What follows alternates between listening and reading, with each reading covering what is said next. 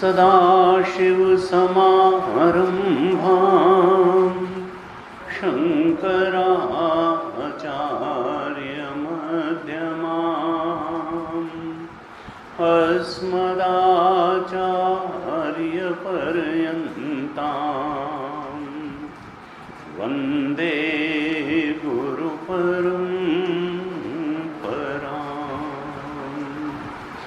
अज्ञानतिमिरान्धस्य ज्ञानाञ्जनशलाकया चक्षुरुन्मीलितं येन तस्मै श्री गुरवे नमः। तस्मै श्री गुरवे नमः। शङ्करं शङ्कराचार्यं केशवं बादरायणं सूत्रभाष्यकृतौ वन्दे भगवन्तौ पुनः पुनः। श्रुतिस्मृतिपुराणानाम् आलयं करुणालयं नमामि भगवत्पादं शङ्करं लोकशङ्करम्। ईश्वरो गुरुरात्मेति मूर्तिभेदविभागिने व्योमवद्व्याप्तदेहाय दक्षिणामूर्तये नमः। दक्षिणामूर्तये नमः।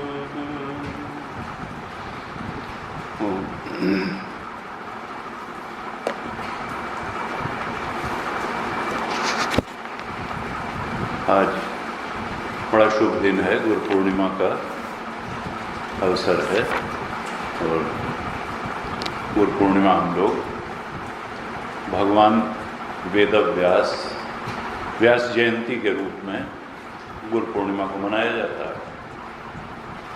आज के दिन भगवान वेदव्यास का इस धरती पर अवतरण हुआ था।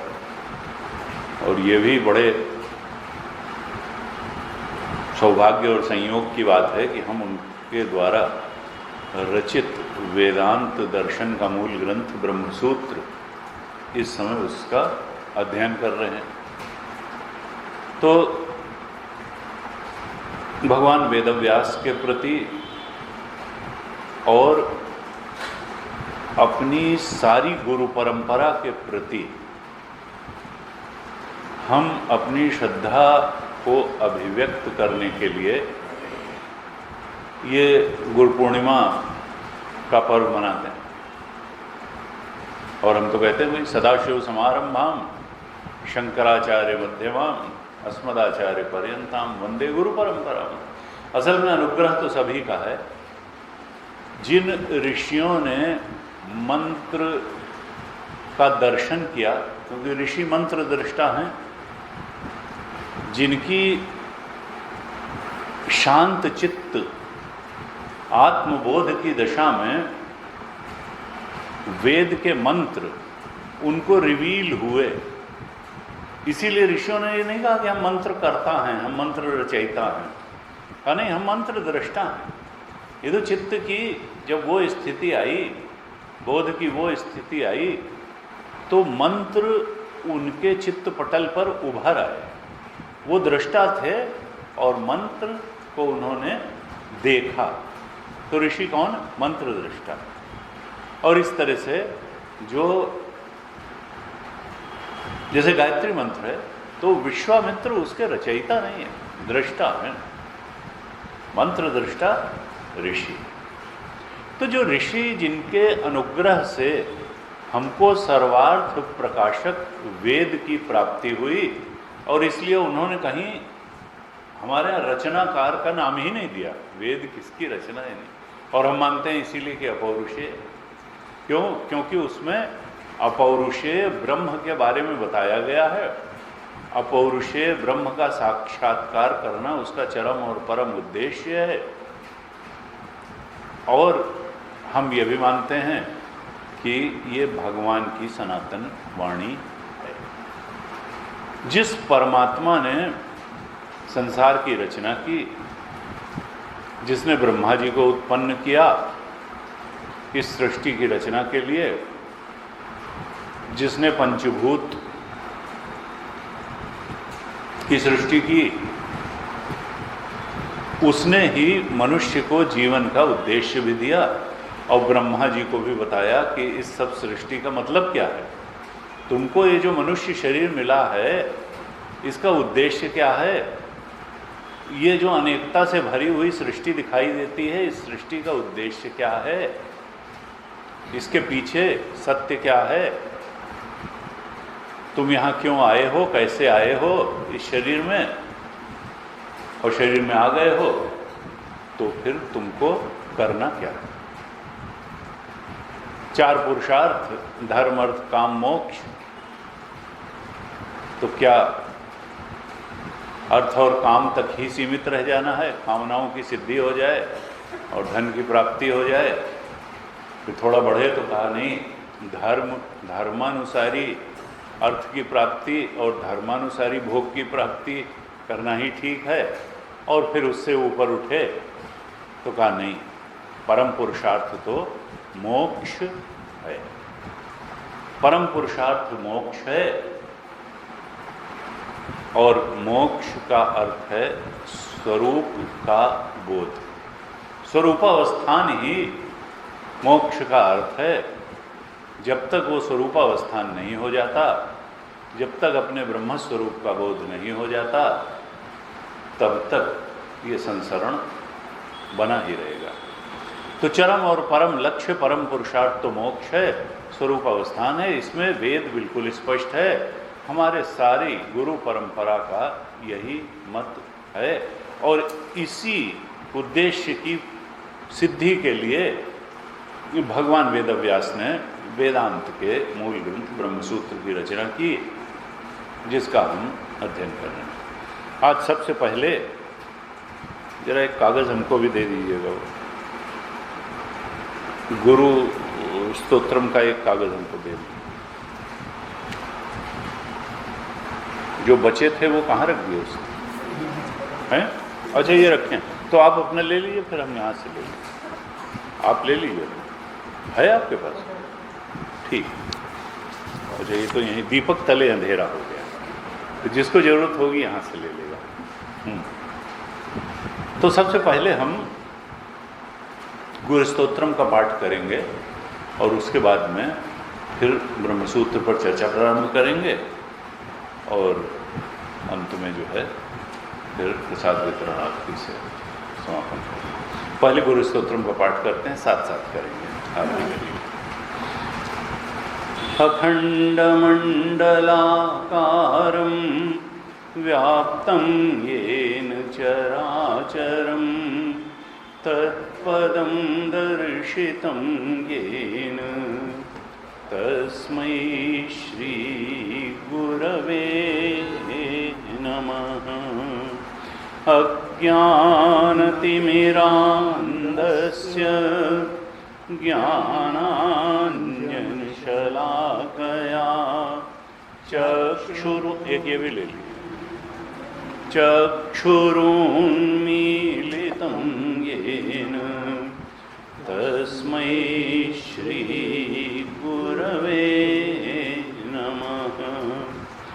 गुरुर्ब्रह्मा गुरुर्विष्णुः गुरुर्देवो महेश्वरः गुरुरेव परं ब्रह्म तस्मै श्री गुरवे नमः। चिन्मयं व्यापि यत्सर्वं त्रैलोक्यं सचराचरं तत्पदं दर्शितं येन तस्मै श्री गुरवे नमः। सर्वश्रुतिशिरोरत्न विराजितपदाम्बुजः वेदान्ताम्बुजसूर्यो यः तस्मै श्री गुरवे नमः। चैतन्यः शाश्वतः शान्तो व्योमातीतो निरञ्जनः बिन्दुनादकलातीतः तस्मै श्री गुरवे नमः।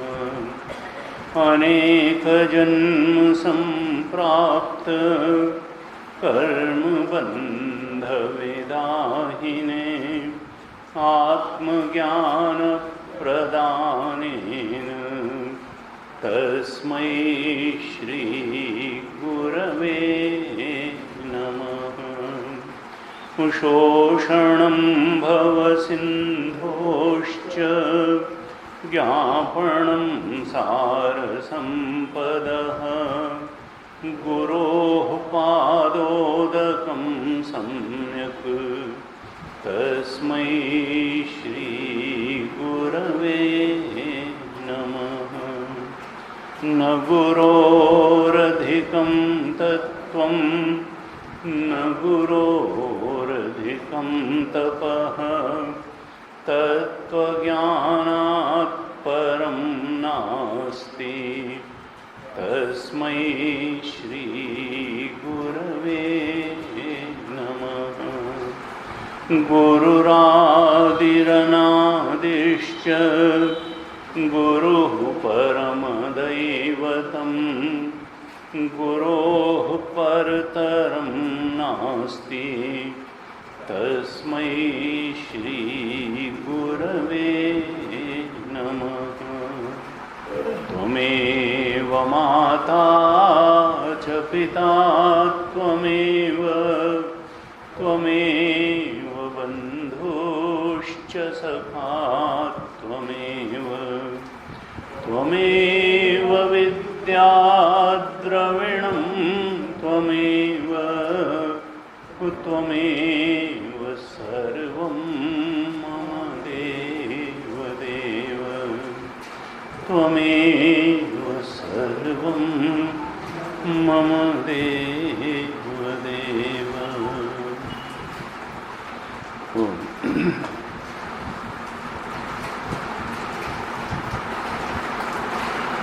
आज व्यास जयंती के अवसर पर हम ब्रह्मसूत्र के प्रथम सूत्र पर विचार करेंगे। अब इससे अच्छी हम लोग व्यास भगवान को और क्या अपनी श्रद्धा का अर्पण किस प्रकार से कर सकते हैं। तो हम अपना ये जो कक्षा का क्रम है ब्रह्मसूत्र का, इसको आगे बढ़ाएंगे। थोड़ा पाठ कर लें जिससे चर्चा बीच में खंडित ना हो। ये दूसरा कागज़ हमने दिया है आपको, और जो पुस्तक है उसके पेज 35 से हम पाठ करेंगे। 35 पुस्तक का पेज 35, जो पहला कागज़ संभवतः दिया था उसमें जो जिज्ञासाधिकरण भाष्य ब्रह्म विचार भाष्य 2, वहाँ से पाठ करेंगे। और जो आज कागज़ दिया है इसका भी थोड़ा सा अंश हम पाठ करेंगे, जहाँ से हम अभी तक चर्चा के क्रम में अथ शब्द की व्याख्या कर चुके हैं। अब अतः और ब्रह्म जिज्ञासा, इन दो शब्दों की व्याख्या करेंगे। तो जहाँ से अतः शब्द पर भाष्य प्रारंभ होता है वहाँ से हम पाठ करेंगे। अतः शब्द पर जो भाष्य है उसका पाठ करेंगे, और थोड़ा सा ब्रह्म जिज्ञासा पद पर जो भाष्य है उसका भी पाठ करेंगे। आप दोहराइएगा। अतः शब्दो हेत्वर्थः यस्माद् वेद एव अग्निहोत्रादीनाम्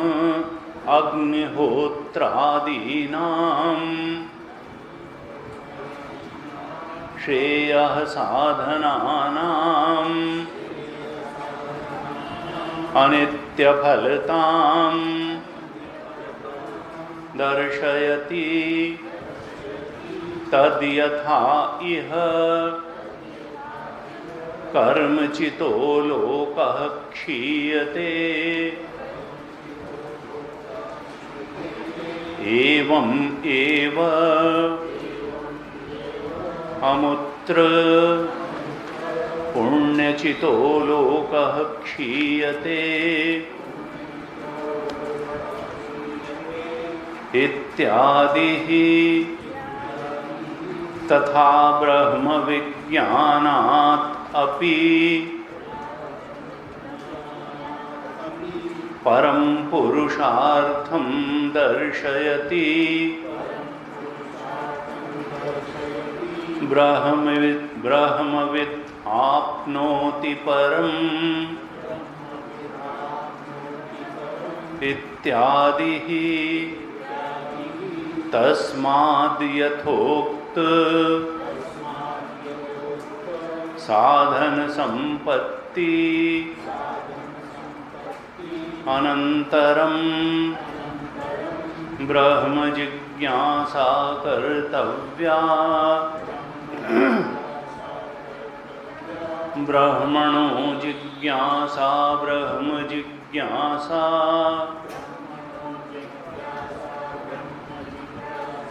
ब्रह्म च वक्ष्यमाण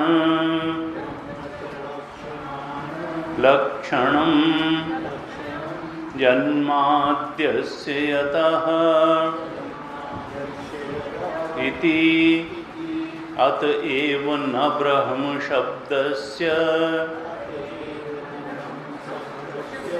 जात्यादि अर्थान्तरम् आशंकितव्यम्। ब्रह्मणः इति कर्मणि षष्ठी न शेषे जिज्ञास्य अपेक्षत्वात् जिज्ञासायाः जिज्ञास्य अंतर अनिर्देशात् च ननु शेष षष्ठी परिग्रहे अपि ब्रह्मणः जिज्ञासा कर्मत्वं न विरुध्यते संबंध सामान्यस्य विशेषनिष्ठत्वात् एवं अपि प्रत्यक्ष ब्रह्मणः कर्मत्वम् उत्सृज्य सामान्यद्वारेण परोक्षं कर्मत्वं कल्पयतः व्यर्थः प्रयासः स्यात् न व्यर्थः ब्रह्माश्रित अशेष विचार प्रतिज्ञानार्थत्व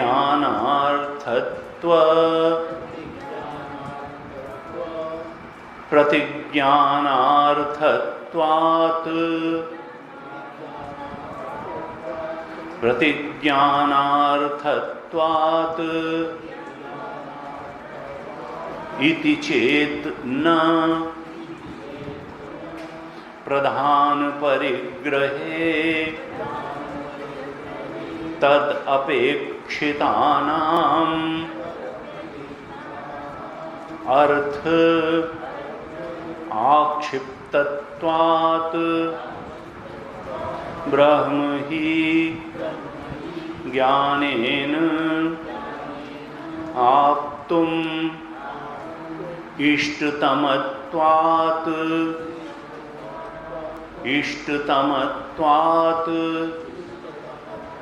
प्रधानं तस्मिन् प्रधाने जिज्ञासा कर्मणि परिग्रहीते यैः जिज्ञासितैः बिना ब्रह्म जिज्ञासितं न भवति तानि अर्थ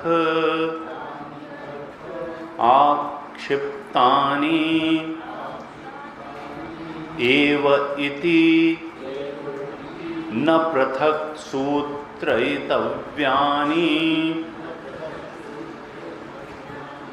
यथा राजा असौ गच्छति इति उक्ते सपरिवारस्य राज्ञो गमन उक्तं राज्ञः गमनम् उक्तं भवति तद्वत् श्रुति अनुगमात् च यतो वा इमानि भूतानि जायन्ते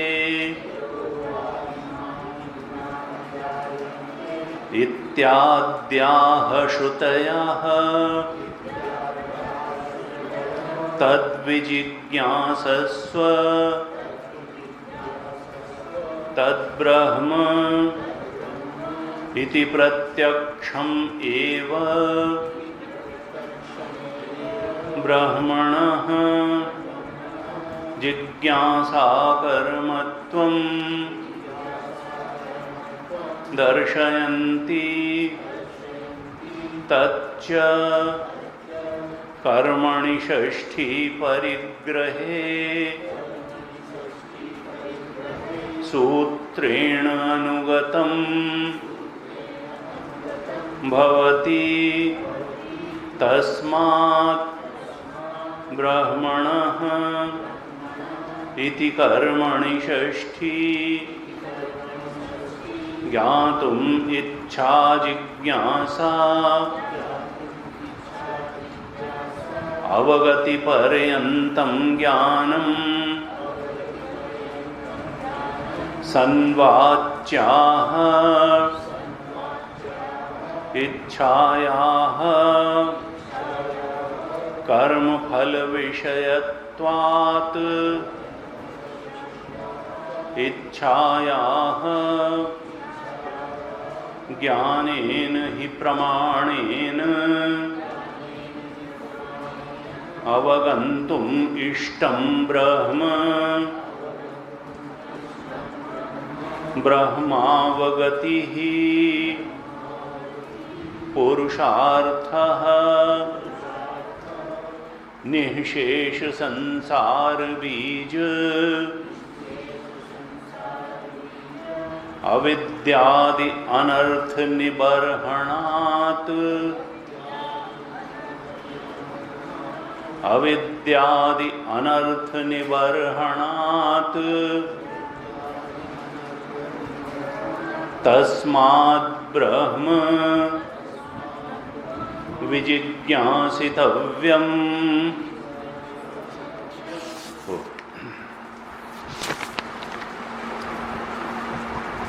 अथा तो ब्रह्म जिज्ञासा। अथ शब्द की व्याख्या करते हुए भगवान शंकराचार्य ने जो भाष्य लिखा उसमें स्पष्ट रूप से ये बताया कि धर्म जिज्ञासा और ब्रह्म जिज्ञासा ये बिल्कुल अलग अलग है। ब्रह्म जिज्ञासा के लिए जो बातें चाहिए वह अथ शब्द से भगवान वेदव्यास प्रथम सूत्र में कहना चाहते हैं। ब्रह्म जिज्ञासा के लिए किसका अधिकारित्व है वह अथ शब्द से इस प्रथम सूत्र में बताया गया है। 3 शब्दों से मिलकर के बना अथ, अतः और ब्रह्म जिज्ञासा।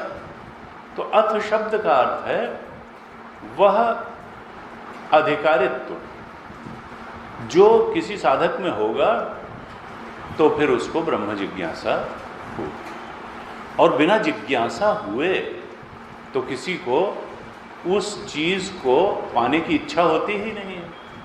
जिज्ञासा में सन प्रत्यय है और सन प्रत्यय इच्छार्थक होता है, और इच्छा हुए बिना उस चीज को पाने के लिए कोई प्रयास नहीं किया जाता है।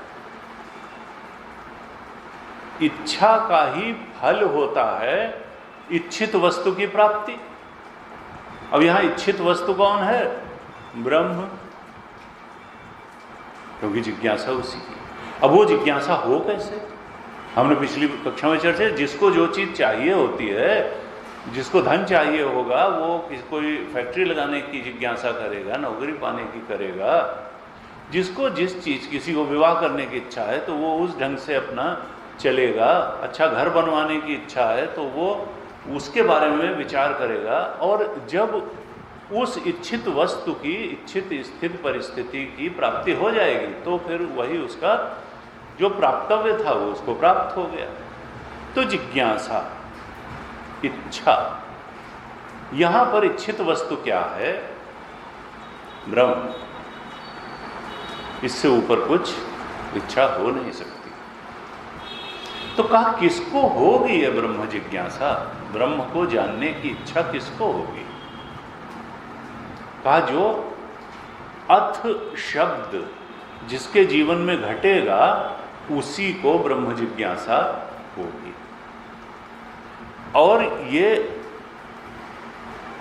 जो ब्रह्म जिज्ञासा है ये बहुत आवश्यक है। कहा जब तक किसी चीज का महत्व नहीं ज्ञात होता है तब तक हम उसकी इच्छा करते नहीं। और देखा जाए तो इच्छा गहरे से गहरे में हमेशा सुख की ही होती है। धन सुखद लगेगा तो ही हम धन की इच्छा करेंगे। बढ़िया बड़ा मकान गाड़ी जो भी संसार के प्राप्तव्य हैं जब वो सुख देने वाले लगते हैं तो ही हम उसकी इच्छा करते हैं। तो जब तक ये ब्रह्म सुखद स्वरूप नहीं लगेगा, सुख देने वाला नहीं लगेगा, तब तक हम इच्छा कर नहीं सकते हैं, लाख हम बातें करें। तो पहली बात तो यह है कि ये जाने कि ये सुखद ही नहीं है, ये सुखद स्वरूप है। इससे बड़ा सुख देने वाला स्वरूप सुख से बढ़ करके कोई सुख है ही नहीं। बाकी सारे सुख तो प्रतिबिंब के सुख हैं, ये तो बिंब का सुख है, ये तो सुख का सागर है। जो आनंद सिंधु सुख राशि सी करते, वो तो उसकी कुछ बूंदों से ये संसार सारा तृप्त हो जाता है। सी करते त्रैलोक सुपासी। तुलसीदास जी ने कहा ये राम जी जो हैं इनकी प्राप्ति करना, आत्मदेव की प्राप्ति करना, ब्रह्म स्वरूप की प्राप्ति करना ये आवश्यक है, क्योंकि इनका कुछ बूंदों से त्रिलोकी तृप्त हो जाती है। कहती बस अब इससे ज़्यादा सुख हम बर्दाश्त नहीं कर सकते हैं। ऐसा वो तुम्हारा आनंद का सागर तुम्हारा स्वरूप है, इसलिए उसको पाए बिना ये सुख की दौड़, सुख का भटकाव समाप्त होने वाला है नहीं। जब ये बात समझ में आ जाती है तब फिर यही जिज्ञासा, यही उस ब्रह्म को पाने जानने, उसमें प्रतिष्ठित होने की जो इच्छा है वो सब भी करा लेती है जो करना उसके लिए आवश्यक है। जैसे गुरुपसक्ति, श्रवण मनन निधिध्यासन, सत्संग का देखो, धर्म जिज्ञासा का जो जिज्ञास्य है वो पुण्य है। उसका विषय क्या है? उसकी गति पुण्य अर्जन तक है धर्म जिज्ञासा की। और अपूर्व बनेगा यहाँ भी अच्छी परिस्थिति और देह छोड़ने के बाद भी स्वर्ग आदि लोगों की प्राप्ति। तो धर्म का जिज्ञास्य और धर्म का फल दोनों अलग है। धर्म का जिज्ञास्य या विषय है पुण्य और धर्म का फल है अभ्युदय, सांसारिक उन्नति या मरने के बाद पुण्य लोकों में अनुकूल भोग परिस्थितियों की प्राप्ति। लेकिन संसरण बना रहेगा, मुक्ति नहीं होगी उससे। मुक्ति तो ब्रह्म जिज्ञासा से ही होगी, क्योंकि ब्रह्म जिज्ञासा का जिज्ञास्य विषय है ब्रह्म और इसका फल है निःश्रेयस, जिससे ऊंची कोई स्थिति संभव ही नहीं। स्वरूपावस्था में सर्वोच्च सुख की प्राप्ति,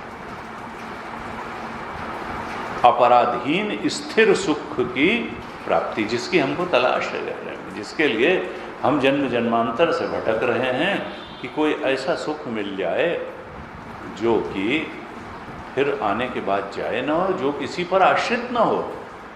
स्वाधीन आत्म सुख की हमको तलाश है और जो शाश्वत हो, स्वाधीन हो और शाश्वत हो, किसी पर निर्भर न हो, किसी प्राणी पदार्थ परिस्थिति पर निर्भर न हो, किसी मन स्थिति पर निर्भर न हो। ऐसा सुख, स्वाधीन सुख कहा वो तुम्हारा आत्मा का स्वरूप ही है। ऐसे कहा कि देखो, लेकिन जिसके जीवन में अथ नहीं घटेगा उसको ब्रह्म जिज्ञासा नहीं होगी।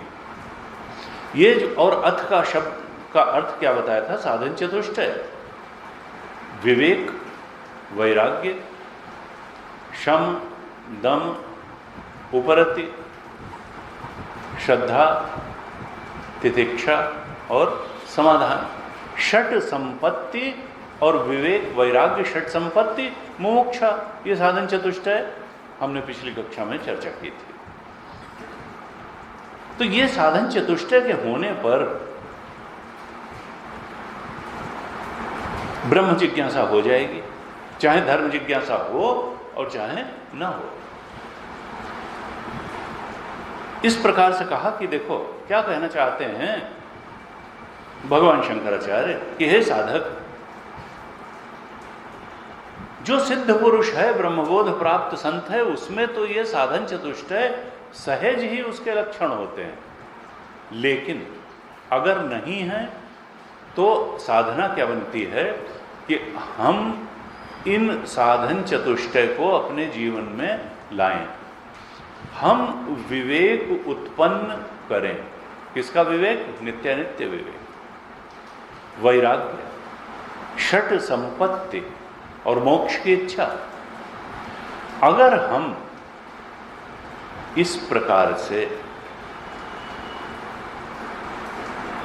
साधन चतुष्टय संपन्न होंगे, होने का प्रयास करेंगे, अधिक से अधिक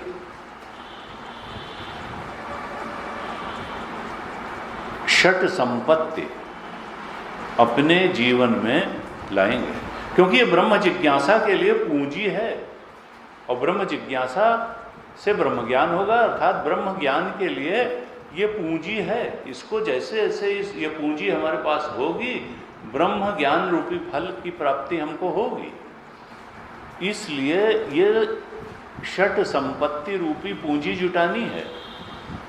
और गुरु जी तो कहते थे कि देखो ये जो षट संपत्ति रूपी पूंजी जिसके पास होती है, ये अंदर की संपत्तियां हैं 6, शम दम उपरति श्रद्धा तितिक्षा समाधान।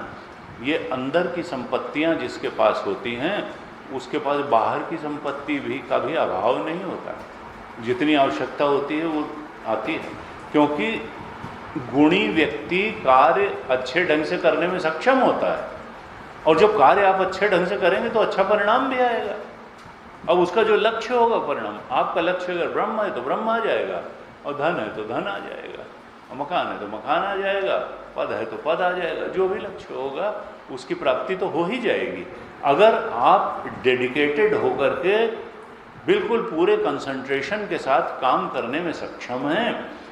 अगर आपका मन अपने काम में, अपने लक्ष्य को प्राप्ति में लगता है, इंद्रियां असंयमित नहीं है, इंद्रियों को आप लक्ष्यनिष्ठ रख सकते हैं, मन के चिंतन को लक्ष्यनिष्ठ रख सकते हैं, अन्य बातों से में नहीं लग करके लक्ष्यनिष्ठ कर्म कर सकते हैं उपरति।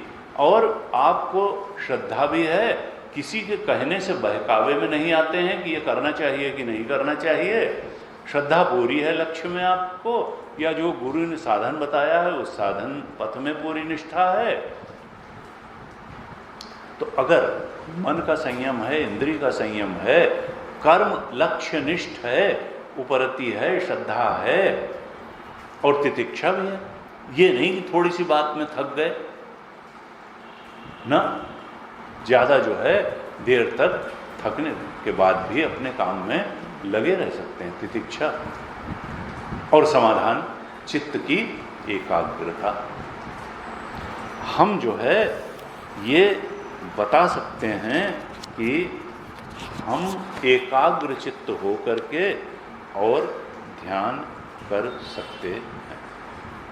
गुरु जी कहते थे कि देखो समाधान जो है, जो 6ठे नंबर पे साधन संपत्ति बताई, तो समाधान का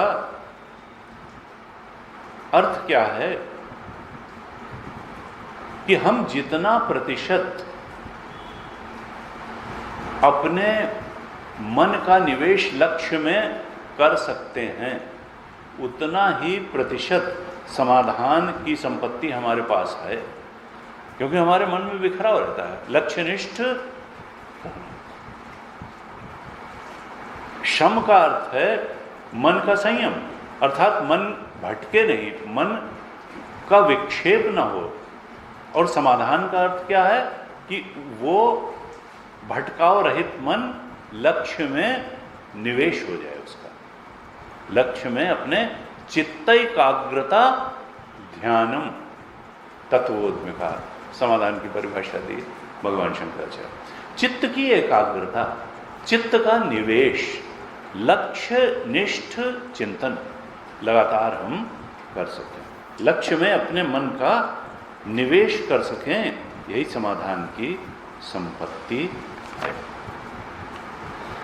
इस तरह से अथ शब्द का अर्थ भगवान शंकराचार्य ने किया, साधन चतुष्टय संपन्न होना। इसके बाद क्या कहते हैं, देखिए ये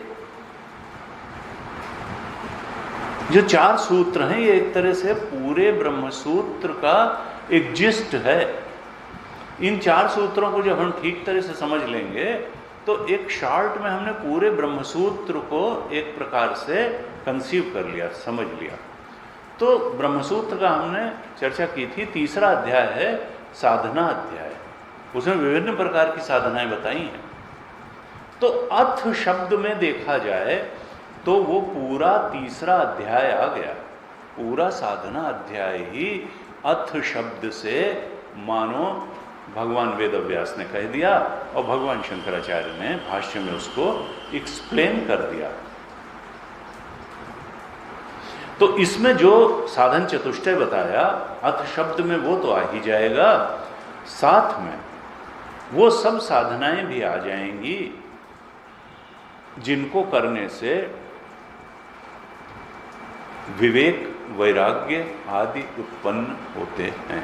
ये साधन चतुष्टय जिन साधनाओं को करने से उत्पन्न होते हैं वो सब साधनाएं भी आ जाएंगी, अर्थात पूजा भी आ जाएगी, कर्मयोग भी आ जाएगा, विभिन्न अनुष्ठान भी आ जाएंगे, क्योंकि ये सब करने से भी चित्त जो है वो शांत होता है, चित्त की अनुकूल स्थिति बनती है।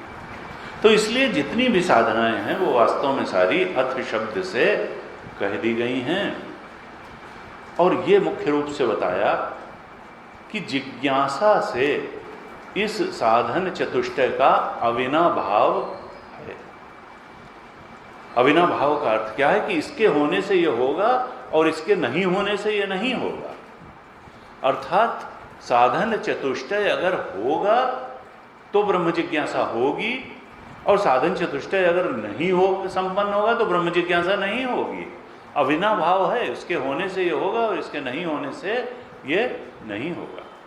इसलिए ब्रह्म ज्ञान के लिए ब्रह्म जिज्ञासा बहुत आवश्यक है, और ब्रह्म जिज्ञासा के लिए साधन चतुष्टय संपन्न होना एसेंशियल है।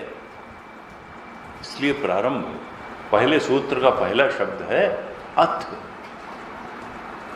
इस ब्रह्मबोध के मार्ग पर चलने में जो प्रथम आवश्यकता है वो है अथ की, अर्थात साधन चतुष्टय संपन्न होना, विवेक होना, वैराग्य होना, शम दम उपरति श्रद्धा तितिक्षा समाधान होना, और मोक्ष की इच्छा भी होना, क्योंकि साधन चतुष्टय का जिज्ञासा के साथ अविनाभाव है।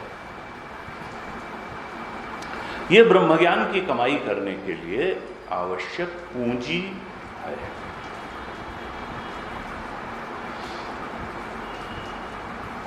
अब दूसरा शब्द पर चर्चा करते हैं भगवान शंकराचार्य।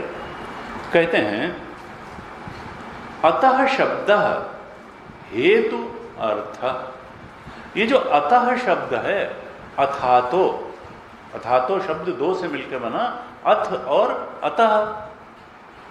ये जो अतः शब्द है ये हेतु के अर्थ में सूत्र में आया है।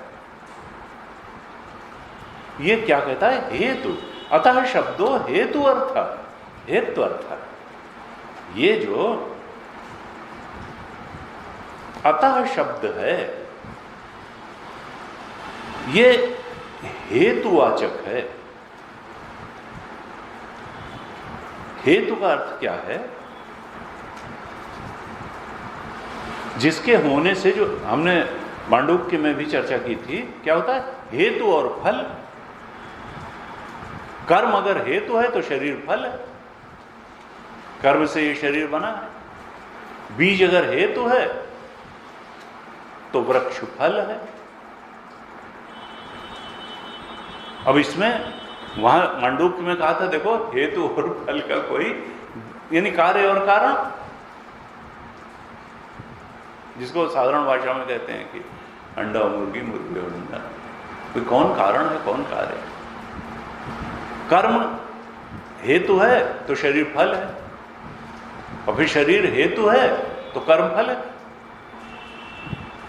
शरीर नहीं होगा तो कर्म कौन करेगा, और कर्म नहीं होगा तो शरीर कैसे बनेगा। कर्म के कारण ही तो शरीर बना है। तो हेतु और फल, कारण और कार्य। कहा अतः शब्द हेतु अर्थ, हेतु के अर्थ में अतः शब्द आया है। पहले बताया अथ शब्द अगर होगा तो ब्रह्म जिज्ञासा होगी। अब एक बात और कहते हैं कि ये भी हेतु शब्द हेतु है। अगर अतः होगा तो ब्रह्म जिज्ञासा होगी। ये भी हेतु है ब्रह्म जिज्ञासा का। अतः शब्द भी हेतु है ब्रह्म जिज्ञासा के लिए। अतः शब्द का अर्थ करते हैं वर्ण कैवल्य, वर्ण शुद्धि,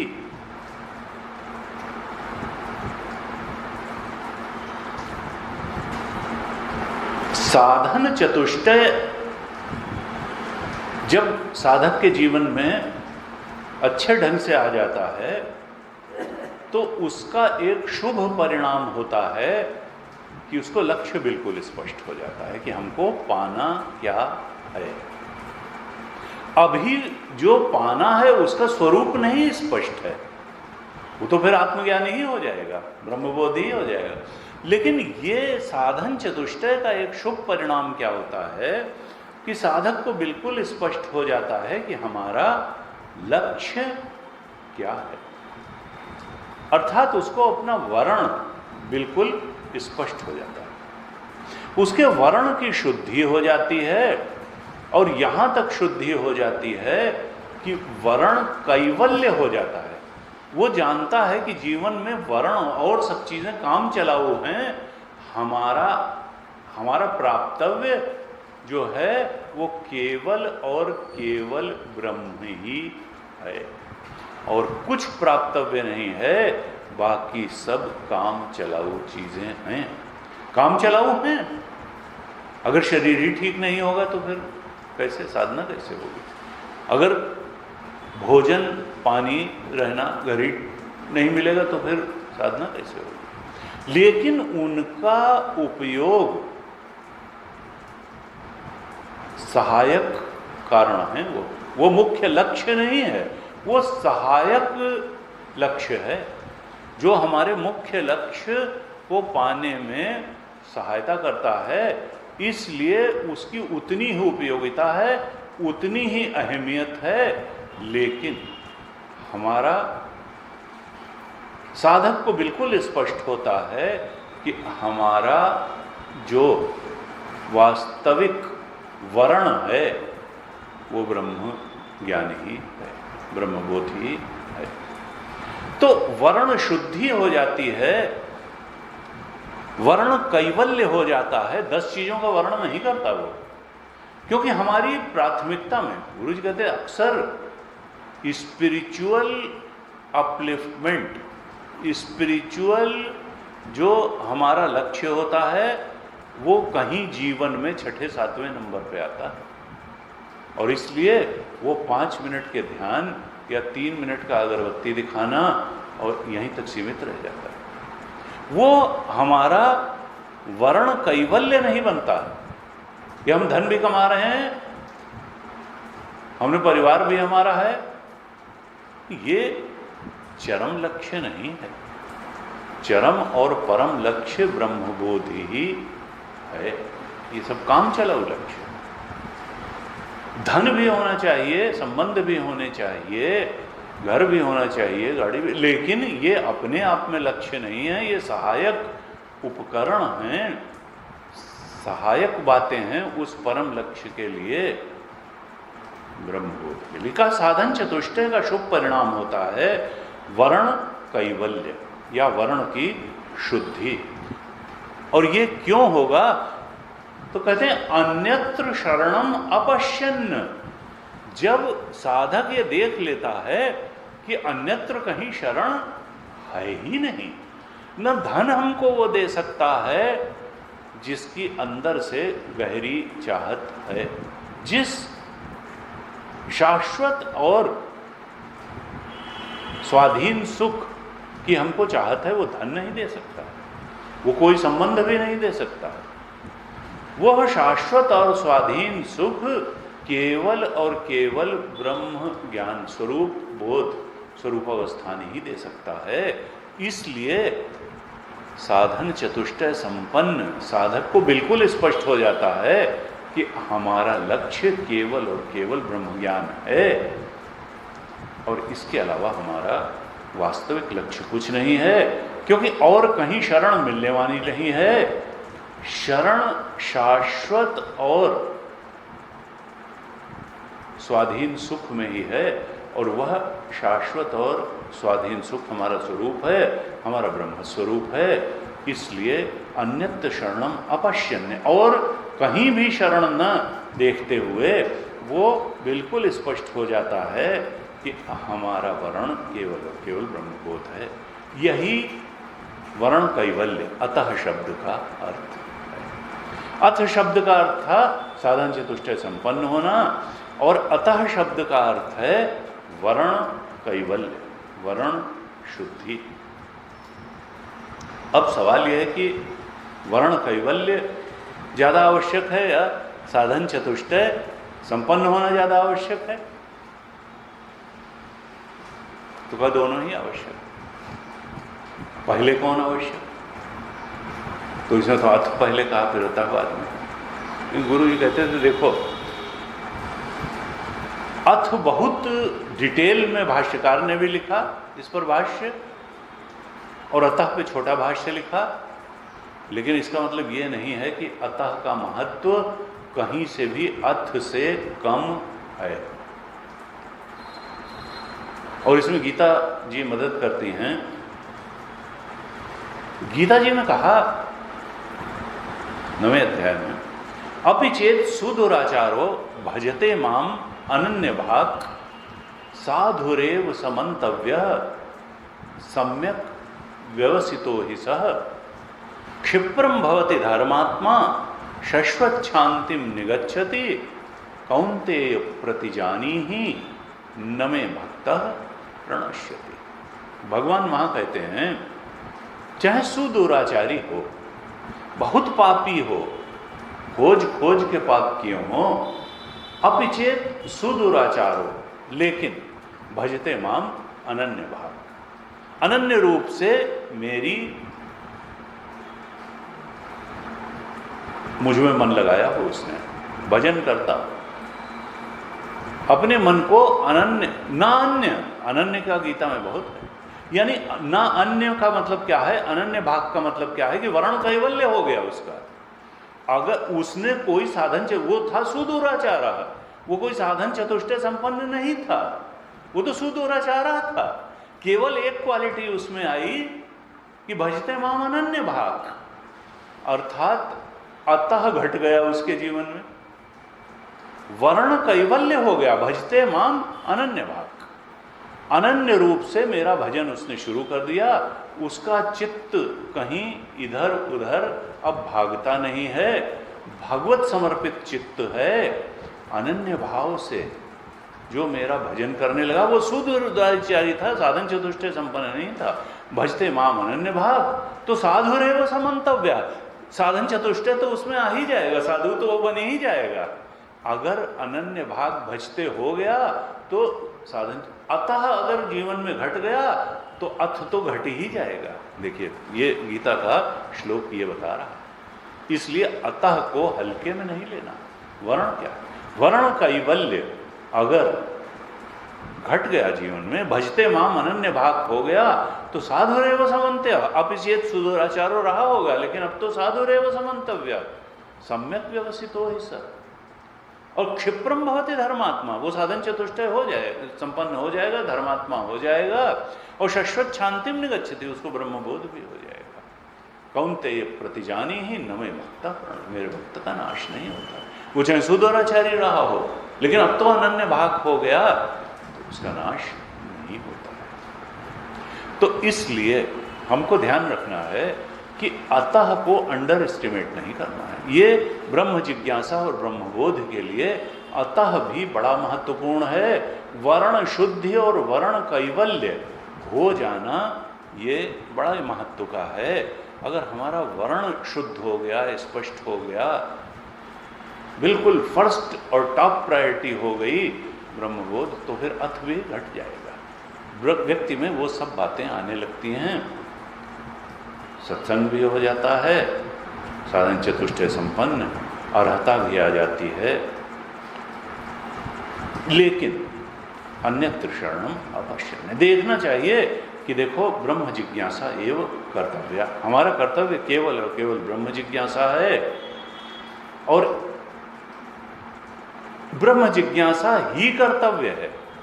बाकी सब एलाइड हैं, उसको सपोर्ट करने के लिए है कर्तव्य। परम और चरम लक्ष्य ब्रह्म जिज्ञासा, ब्रह्म जिज्ञासा एवं कर्तव्य। और इसीलिए पूरी गीता में अनन्यता पर बहुत जोर है, और एव शब्द पे भी बहुत जोर है। माम एव ये प्रपद्यन्ते माया में ताम तरन्ति ते, जो मेरी और मेरी ही शरण में आते हैं, ये नहीं 10 और चीज की शरण में आते हैं और फिर मेरी भी एक शरण पकड़ते हैं, वो नहीं माया के पार में आ पाते हैं। ना ना, माम एव ये प्रपंच, मुझरी ही शरण में, वर्ण कैवल्य होता है और कहीं नहीं। अन्यत्र शरणम अपश्यन, और कहीं शरण उनको दिखती नहीं है, मुझ में ही शरण दिखती है। और इसलिए माम एव ये प्रपद्यन्ते, तो मायाम एताम तरंग, वो मेरी माया के पास चले जाए, जो मुझे ही शरणागत होते हैं। माम एव ये प्रपद्यन्ते मयि च अनन्य योगेन भक्ति योगेन सेवते, अनन्य योग से, जो भक्ति योग से मेरी शरण आता है। मयि च अनन्य न अन्य, 10 चीजों में वो लक्ष्य नहीं मानता है, 10 चीजों के वर्ण नहीं करता, मैं ही उसके वर्ण में हूं। मयि चान्य योगेन भक्ति है अव्यभिचारिणी, अव्यभिचारी भक्ति। और अंत में गीता में कहा माम एवं शरणम व्रज, वहां भी एवं लगाया, सर्वधर्मान परित्यज्य माम एवं शरण, मेरी और मेरी ही वर्ण कैवल्य। बार बार गीता में भी वर्ण कैवल्य का, और यहाँ अतः शब्द का अर्थ क्या है? वर्ण कैवल्य, साधन चतुष्टय संपन्न हो, वर्ण कैवल्य हो, और उसमें भी वर्ण कैवल्य अगर हुआ, भजते माम अनन्य भाग हो गया, तो साधुरेव समन्तव्य तो हो ही जाएगा, चाहे पहले अपिचेत सुदूराचारो ही रहा हो, न भी रहा हो साधन चतुष्टय संपन्न, तो वर्ण कैवल्य होने से साधन चतुष्टय भी घट ही जाएगा धीरे धीरे। अगर अतः घटा है तो अथ तो घट ही जाएगा। कठोपनिषद यही संदेश देता है। नचिकेता को डिगाने की बहुत कोशिश की यमराज ने कि ये ले लो, बहुत दीर्घ जीवन ले लो, ऐसा ऐसा पृथ्वी का धन धान्य से भरा हुआ राज्य ले लो, पुत्र पौत्र ले लो, तमाम भोग पदार्थ ले लो धरती के। उसने कहा वरस्य में वर्णीयम स एव एव, मैंने तो जो वर मांगा है कि होता क्या है भाई, ये चक्कर क्या है, मरने के बाद कुछ रहता है कि नहीं रहता है, हमको तो आत्मज्ञान ही चाहिए। और आत्मज्ञान के अलावा अब इस तीसरे प्रश्न मुझे कोई करना ही नहीं। इस प्रश्न के बदले में मैं कुछ नहीं ले सकता, मुझे तो ब्रह्म ज्ञान चाहिए, ब्रह्मबोध चाहिए, ब्रह्म विद्या चाहिए। वरश्च में वर्णीयम स एव, मैंने तो इसी बात का वर्णन किया है, और ब्रह्मबोध ही चाहिए, इसके अलावा कुछ नहीं चाहिए। तो ये जो अतः है, इससे क्या कहते हैं कि वर्ण कैवल्य, वर्ण शुद्धि। जब इस तरह का वर्ण कैवल्य हो जाता है, तब इंद्रियां भी सहयोग करती हैं, मन भी सहयोग करता है, कर्म भी सहयोग करता है, मन में श्रद्धा भी आ जाती है, समाधान भी आ जाता है, सब सहयोग, मन बुद्धि शरीर सब सहयोग करते हैं। और जब ऐसा होता है, का दो चीजें होनी चाहिए, केवल योग्यता होने से चीजें नहीं मिलती हैं। शास्त्र में आता है कि ब्रह्मबोध किसको होता है, भगवत प्राप्ति किसको होती है, उनका उस मैकेनिज्म वही है। भगवत प्राप्ति का मैकेनिज्म भी वही है जो संसार प्राप्ति का संसार में बहुत सारी चीजें हैं और उनको पाने की योग्यता भी बहुत लोगों में है, लेकिन एक आदमी, भगवान ने दो ही तो शक्तियां दी हैं हर एक को, क्रिया शक्ति और ज्ञान शक्ति, इसके अलावा तो कोई तीसरी शक्ति है नहीं। क्रिया शक्ति दी है और ज्ञान शक्ति दी है। अब यह है कि किसी के पास कम क्रिया शक्ति होती है, किसी के पास ज्यादा होती है, किसी के पास ज्ञान शक्ति ज्यादा होती है, किसी के पास थोड़ी कम होती है। और कई बार तो यह होता है, होती सबके पास है, हम उसको मांझ के निखारते नहीं हैं। एथलीट अगर एक्सरसाइज न करे तो क्रिया शक्ति उसकी बढ़ पाएगी।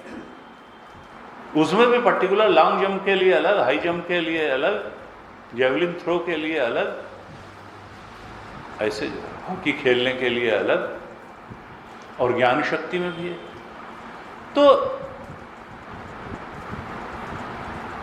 कहा देखो, अलग अलग फील्ड में अलग अलग लोग सक्सेसफुल होते हैं, और मूल रूप में दो ही शक्तियां हैं, क्रिया शक्ति और ज्ञान शक्ति। तो एक तरह से देखा जाए तो योग्यता तो सब में होती ही है, ज्ञान शक्ति भी सब में है, क्रिया शक्ति भी सब में है। तो जो मूलभूत योग्यता है वो सब में है।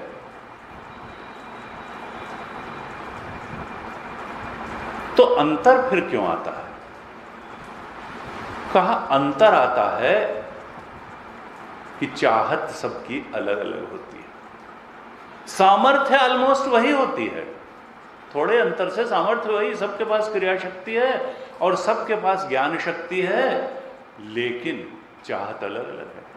कोई इंजीनियर बनना चाहता है, कोई डॉक्टर बनना चाहता है, कोई एडवोकेट बनना चाहता है, कोई मैनेजर बनना चाहता है, कोई बहुत बड़ा इंडस्ट्रियलिस्ट बनना चाहता है, कोई बहुत ज़्यादा पैसा कमाना चाहता है, कोई सोचता है नहीं हमारा परिवार सुखी रहे, पैसे की बहुत ज़रूरत नहीं है, मकान भी ठीक ठीक रहे, कोई बहुत ज़्यादा बड़े की ज़रूरत नहीं है, गाड़ी भी जाने के लिए ही तो होती है, सो मर्सिडीज़ की कौन सी ऐसी ज़रूरत है, पहुँचा दो ठीक से। ऐसे चाहत बहुत अलग अलग होती है, क्रिया शक्ति और ज्ञान शक्ति, सामर्थ्य करीब करीब एक जैसी होने के बावजूद चाहत बहुत अलग अलग होती है, और वो चाहत ही व्यक्ति के प्राप्तव्य की निर्धारक बन जाती है। कि हम इसीलिए कहते हैं ना, इच्छा शक्ति एक है ना शब्द, इच्छा शक्ति। इच्छा किस चीज की है?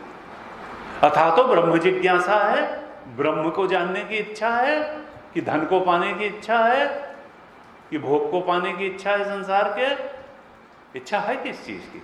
शास्त्र में आया, अर्थी समर्थी च विद्वान शास्त्रेण अपरियुदस्तः अधिकारी भवति। अर्थी समर्थी विद्वान, शार्ट में ले लें, अर्थी समर्थी विद्वान अधिकारी भवति।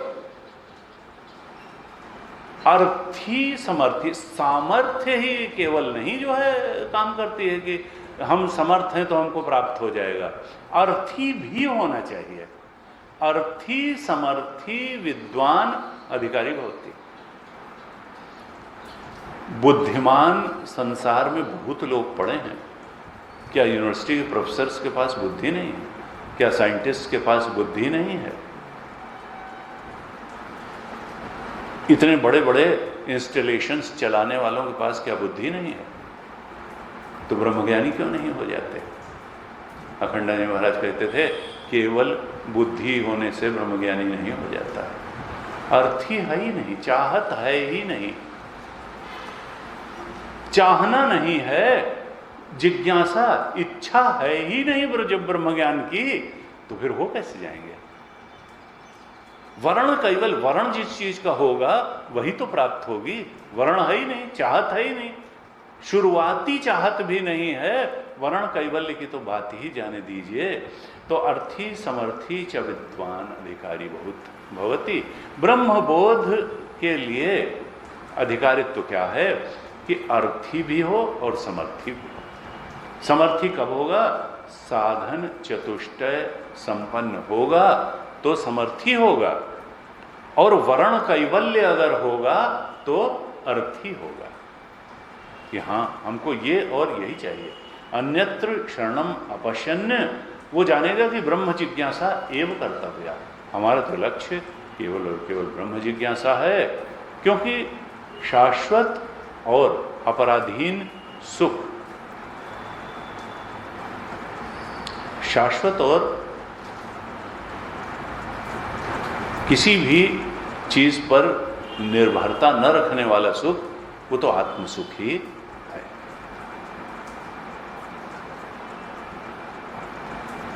इसलिए ध्यान रखना है कि अथ और अतः दोनों आवश्यक हैं ब्रह्म जिज्ञासा के लिए। यही बताना चाह रहे हैं भगवान वेदव्यास। साधन चतुष्टय संपन्न होना भी आवश्यक है, वर्ण कैवल्य होना भी आवश्यक है, समर्थी होना भी आवश्यक है, अर्थी होना भी आवश्यक है। अगर ऐसा हो गया तो ब्रह्म जिज्ञासा हो ही जाएगी, और ब्रह्म जिज्ञासा अगर हो गई तो फिर ब्रह्म ज्ञान हो ही जाएगा, ऐसा भी बताएंगे। कहते हैं कि देखो श्रुति ने कहा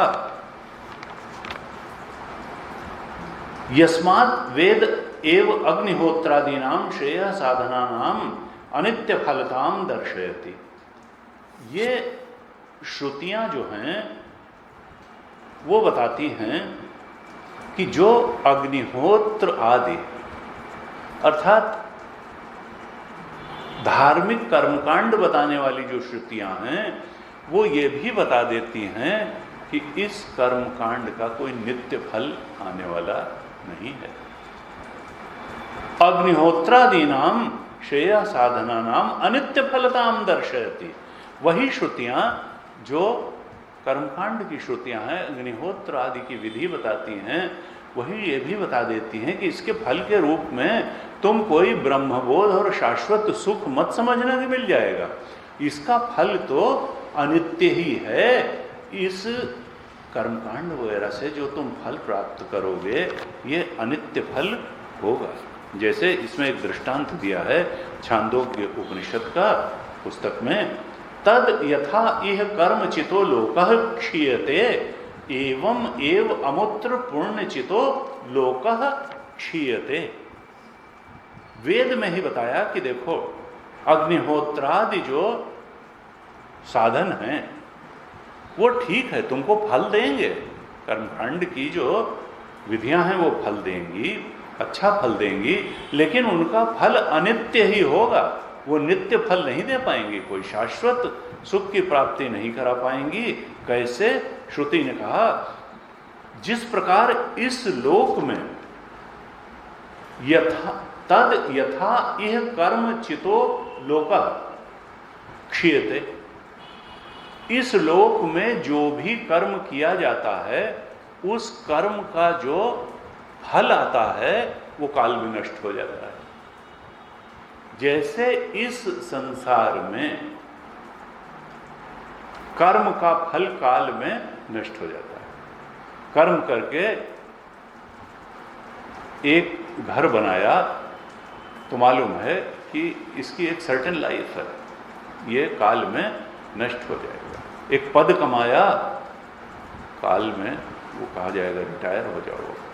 ये शरीर भी कर्म से कमाया है, ये काल में नष्ट हो जाएगा। इस संसार में तद यथा यह कर्मचितो लोकः क्षीयते, जैसे इस संसार में कर्म से पाई गई कोई भी चीज काल में नष्ट हो जाती है, एवं एव अमुत्र पुण्यचितो लोकः क्षीयते, इसी तरीके से पुण्यार्जन करके परलोक में जो कमाई की जाती है वो भी काल में नष्ट हो जाती है। क्षीणे पुण्य मर्त्य लोकम विशंति, ठीक है, पुण्य अर्जन किया जाएगा तो स्वर्ग लोक की प्राप्ति होगी, लेकिन जैसे ही वो पुण्य की पूंजी खत्म होगी तो उस लोक का भी क्षरण होगा, हमको फिर से इस यहाँ पृथ्वी तल पे आना पड़ेगा कमाई करने के लिए। तो वही वेद कहता है, देखो अग्निहोत्रादि श्रेयस्कर साधन है, लेकिन इनका फल अनित्य है, क्योंकि जैसे इस लोक में कर्म आदि द्वारा की गई कमाई काल पाके नष्ट हो जाती है, ऐसे ही पुण्य कर्मों से संचित जो स्वर्ग आदि लोक हैं वो भी एक काल क्रम में वहाँ की कमाई भी नष्ट होती है और फिर वहाँ को से हम च्युत होते हैं। लेकिन दूसरी तरफ क्या है, ब्रह्मविद आपनोति परम, तैत्तिरीय में कहा ब्रह्मविद आपनोति परम, जो ब्रह्मज्ञानी है, ब्रह्मविद है, वो तो परम को प्राप्त कर लेता है, सबसे ऊंची बात प्राप्त कर लेता है, वो तो शाश्वत और अपराधीन सुख की प्राप्ति कर लेता है। तथा ब्रह्म विज्ञानात् अपि परम पुरुषार्थम दर्शयति, वही श्रुति जो कर्म से प्राप्त चीजों का इस लोक में बताती है कि काल में क्षरण होता है और परलोक में भी काल में क्षरण होता है, वही श्रुति कहती है कि ब्रह्मविद आपनोति परम, ब्रह्म ज्ञान से परम पुरुषार्थ की सिद्धि होती है। तस्मात् यथोक्त साधन संपत्ति अनंतरम ब्रह्म जिज्ञासा कर्तव्या। इसलिए श्रुति क्या कहना चाहती हैं कि ये जो अथ शब्द से साधन संपत्ति बताई गई और अतः शब्द से वर्ण कैवल्य बताया गया, यह दोनों होने के बाद, साधन संपन्न होने के बाद, वर्ण बिल्कुल स्पष्ट होने के बाद, लक्ष्य स्पष्ट होने के बाद ब्रह्म जिज्ञासा ही करनी चाहिए।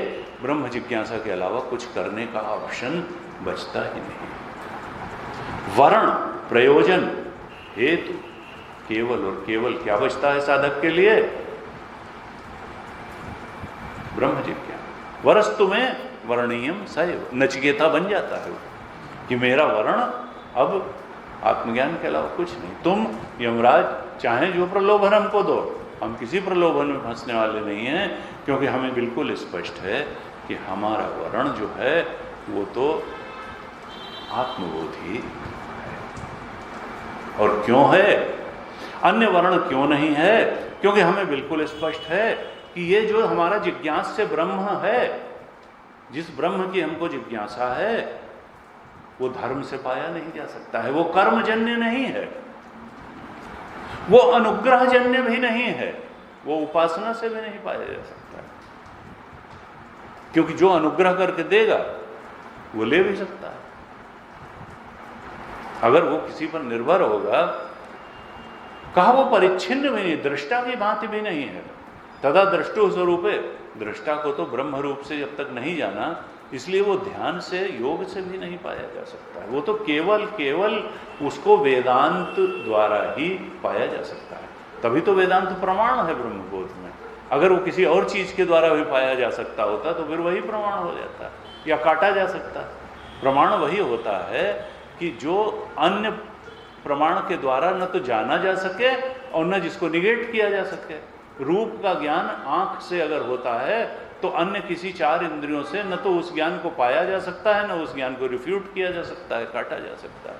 इसी प्रकार से ब्रह्मबोध वेदांत के अलावा और किसी प्रमाण से ब्रह्म ज्ञान न प्राप्त किया जा सकता है और न उसको काटा जा सकता है। फिर वो प्रमाण सत्कर्म हो, उपासना हो या योग ध्यान आदि को न। वेदांत वेदांतैक गम्य वे एक वेदांत प्रमाण से ही ये ब्रह्मबोध पाया जा सकता है। और उसी की आकांक्षा क्यों है? क्योंकि रसो वैसा है। तैत्तरीय में कहा रसम हे वायम लब्ध्वा आनंदी भवति। इस रस ब्रह्म को जान करके आनंद स्वरूप हो जाता है, आनंदी भवति। आनंदो ब्रह्मेति वेजानात्। श्रुति कहती है इस आनंद ब्रह्म को तुम जानो। क्यों? क्योंकि आनंदाध्येव खल विमानि भूतानि जायन्ते। ये सारे प्राणी आनंद से ही पैदा होते हैं। आनंदाद, इसीलिए तो आनंद की चाहत है। आनंदाध्येव खल विमानि भूतानि जायन्ते आनंदेन जातानि जीवन्ति आनंदम प्रयन्ति अभिसंविशन्ति इति। आनंद से ही ये सारे प्राणी जन्म लेते हैं। आनंदेन जातानि जीवन्ति, आनंद में ही जीवित रहते हैं, आनंद की ओर ही भागते हैं और अंत में आनंद में ही लीन हो जाते हैं। ये जीवत्व ब्रह्म ज्ञान के बाद लीन होगा तो आनंद स्वरूप में ही लीन हो जाएगा। ऐसे अंत में कई स्टेजेस आते आते तैत्तरीय उपनिषद में अंत में कहा कि देखो क्यों आनंद के पीछे सब भाग रहे हैं सारे प्राणी। इसलिए कि आनंद से ही जन्म हुआ है, आनंद में ही रहते हैं, आनंद की ओर ही दौड़ते हैं और आनंद में ही लीन हो जाते हैं। अभिसंविशन्ति। इस प्रकार से अथ और अत दो शब्दों के बारे में बताया। अथ और अत शब्द के बारे में बताया। साधन चतुष्टय संपन्न और वर्ण कैवल्य। और कहा कि ये अगर होगा तो फिर ब्रह्म जिज्ञासा हो जाएगी। अब ब्रह्म जिज्ञासा देखा जाए तो ये सामासिक शब्द है। समास, संधि और समास व्याकरण में दो महत्वपूर्ण अंग होते हैं। समास से दो शब्दों के बीच में मिलकर के समास विग्रह कर लें तो आपने देखा होगा तत्पुरुष समास, कर्मधारय समास, बहुब्रीहि समास, ऐसे थोड़ा थोड़ा पढ़ा होगा। तो ये जो ब्रह्म जिज्ञासा है ये दो शब्दों से मिल गया है। ब्रह्मणा जिज्ञासा, ब्रह्म जिज्ञासा, ब्रह्मणा जिज्ञासा, ब्रह्म की जिज्ञासा, ब्रह्म जिज्ञासा। ये क्या है? षष्ठी तत्पुरुष है, ब्रह्म की जिज्ञासा। ब्रह्मणो जिज्ञासा, ब्रह्म जिज्ञासा, ये षष्ठी तत्पुरुष है। षष्ठी तत्पुरुष समास। अब कहा कि ये षष्ठी तत्पुरुष, इस पर बड़ी लंबी चर्चा भगवान शंकराचार्य जी ने करी है। पूर्व पक्ष उठा करके थोड़ी सी व्याकरण से मिली हुई है, लेकिन उसका जो लक्ष्य है वो ब्रह्मज्ञानी ही है। पूर्व पक्ष कहता है कि इसमें कौन सा तत्पुरुष है? षष्ठी तत्पुरुष तो ठीक है, लेकिन उसमें भी आता है कर्मणी षष्ठी है कि शेषे षष्ठी है। तो इसमें जो है फिर थोड़ी चर्चा चलती है और जा करके फिर अंत में तो यही बताने वाले हैं कि देखो ब्रह्म जिज्ञासा का जो फल होगा वो ब्रह्म ज्ञान होगा, ब्रह्म बोध होगा। क्योंकि जिज्ञासा भी अगर थोड़ी देर रह करके और लक्ष्य को प्राप्त कराए बिना जिज्ञासा समाप्त हो जाए तो फिर उसको जिज्ञासा नहीं कुतूहल कहते हैं। जिज्ञासा नहीं कहते, कुतूहल कहते हैं। तो जिज्ञासा क्या है? जो तब तक बनी रहे जब तक लक्ष्य की प्राप्ति न हो जाए, तब तो जिज्ञासा है। लक्ष्य क्या है? ब्रह्मबोध। तो यहाँ तक कैसे पहुँचें, ये ब्रह्म जिज्ञासा ब्रह्म ज्ञान तक कैसे पहुँचाती है, इसके बारे में अब चर्चा आगे करने वाले हैं। तो आज यहीं तक रखते हैं।